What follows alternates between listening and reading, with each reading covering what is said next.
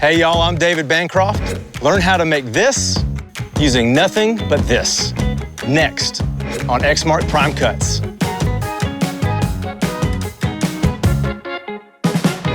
Hey y'all, we are out at Sawtooth Plantation with my good friend John Casmus.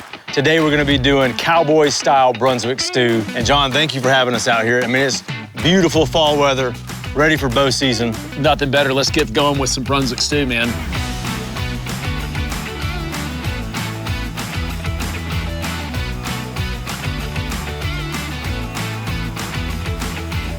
We've got a beautiful restored 100-year-old cast iron kettle. We're gonna add a little bit of oil, nice and sizzling hot over those coals.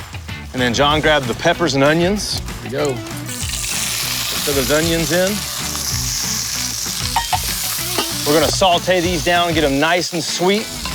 Then I'm gonna take some fresh tomatoes. I love using San Marzano tomatoes that are whole and peeled, and you can buy these at any grocery store, and crush them into the pot. This makes it really meaty, adds a lot of body and structure to your stew.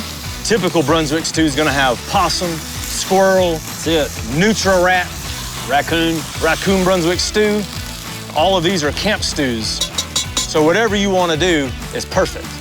Ain't nobody gonna tell you wrong. Today we're gonna be making brisket Brunswick stew. Can you smell that right now? Oh, that's awesome. So if you look now, we're nice and simmered. Our tomato gravy is starting to come together. I'm gonna add a little bit of Worcestershire.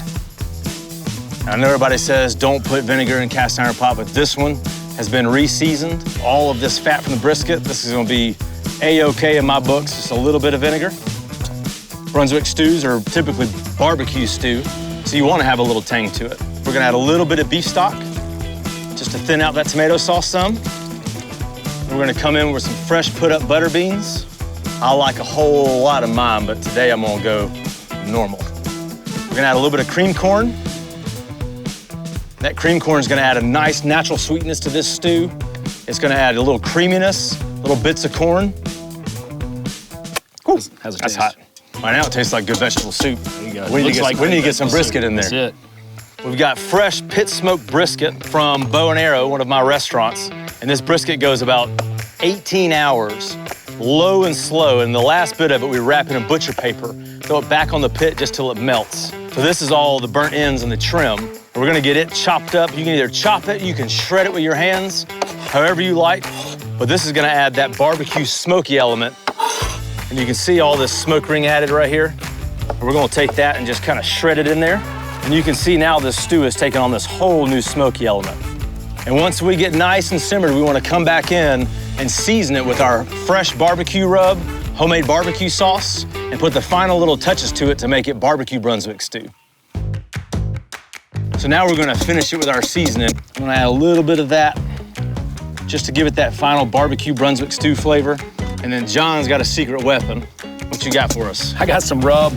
Don't ask me what's in it because I make it one time and I never make it again twice, but this is my best batch ever. So in this situation, you can use a butt rub you buy from the store, any kind of barbecue rub, barbecue seasoning. Let's taste it. Okay. All right, don't try this at home.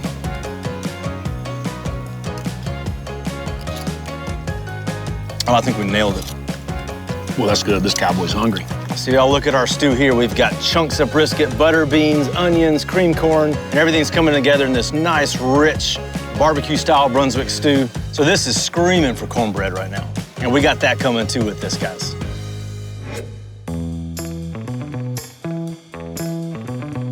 What do you like the most about cooking in cast iron? Well, they're heavy, they're iron, the heat goes all the way through there all the time if you get it nice and hot. And I love the crispiness it makes with the cornbread when it's done. That's how our grandmothers taught us, right? That's right. So we've got a really nice cornmeal here. We've got all-purpose flour, a little bit of sugar. I know a lot of people don't like sugar in the cornbread in the South, but the way we're gonna cook this one, it's gotta have a little pinch of sugar. Baking powder, fresh farm eggs, and buttermilk.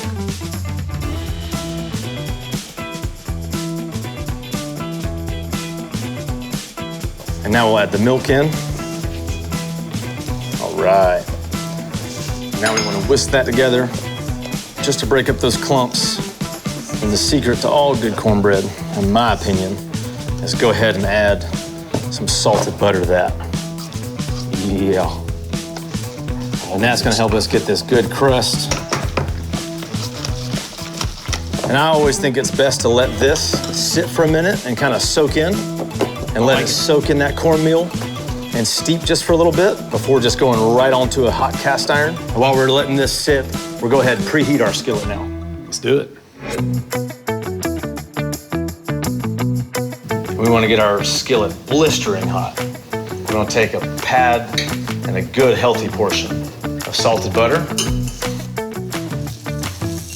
I'm going to roll that butter around, get that skillet nice and coated. And I mean lots of butter.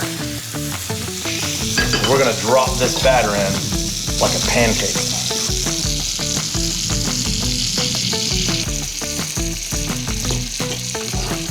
Simmer in that salted butter for a minute, and that's gonna give it a really good crust. And so you can see it now starting to brown right there. Look right in there. Yep. See it pulling away from the skillet? Look at all that right there. It's almost like a frittata. That's it.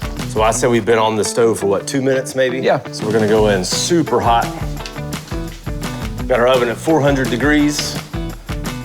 And really what we want to happen is we want that, now that the crust is already seared, all we want that to do is we want it to start to cook evenly up through the middle. And right as it's almost done, like the tiniest little bit of jiggle, we'll pull it out and then we'll flip it over. So I would say anywhere from 7 to 10 minutes, depending on your oven. But you'll know because you'll see the center start to crown up. Okay. If the center's still flat, it's gonna be raw. Now we just wait. We wait. Alrighty. So now if you look, that center came up all the way, and you can see it's just a touch jiggly. A lot of people will be intimidated to do this, but get your knife and just kind of make sure it's loose like that. A little flipperoni. Boom. Going right back in, but I like to put another pat of butter in there. So now when we invert it, we're gonna slide it back in like a hockey puck. All right, so now that we got this little sizzle going on, we're gonna come in here. This is our honey butter hot sauce. Ooh. It's got salted butter, East Aboga honey from my friend Justin. And then we put our favorite hot sauce in there. You can kick this up as hot as you want, or you can leave it nice and sweet. Oh, man. Now you can hear the sound of happiness. There you go. At this point, take it down a little bit lower, and you can see all that honey. It's kind of just candying and glazing. It's almost turning into like honey caramel on the outside. Yeah, but you're just getting a little bit of the smell of the hot sauce and then the rest of that sweetness. Look at all that goodness. Boy, that looks so good. And so to serve, we've got some Benny seeds. These are basically heirloom sesame seeds right here. These are grown mostly in the low country. So you've got a lot of South Carolina farmers that are doing this Benny seed. That's B-E-N-N-E, which is a short, squatty sesame seed. And when you toast them, they're really nutty. You gotta try one of those. All right, so just very potent, very fragrant. You can obviously use regular sesame seeds at the house. Well, it looks great. All right, this is gonna be hot as Hades, but I say we go for it. Let's go. All right, I'm gonna get you this crispy corner right here. Ooh. Ready? Yep. Woo. Hot. Hot. Uh-huh. Oh, buddy. Right? Oh, my God. That's so good. Look at the crust on the bottom. Oh, my God, it's perfect. A little bit of that sweetness, and then the sesame seeds, the flavor of those are amazing with the hot sauce and the honey. Okay, this is mine. You're gonna have to make yourself another one. All right, game on. Thank y'all for tuning in, and a special thanks to my friend John Cassimus and to Exmark for making all this possible. If y'all would like to check out more of these videos, tune in to exmark.com/backyard.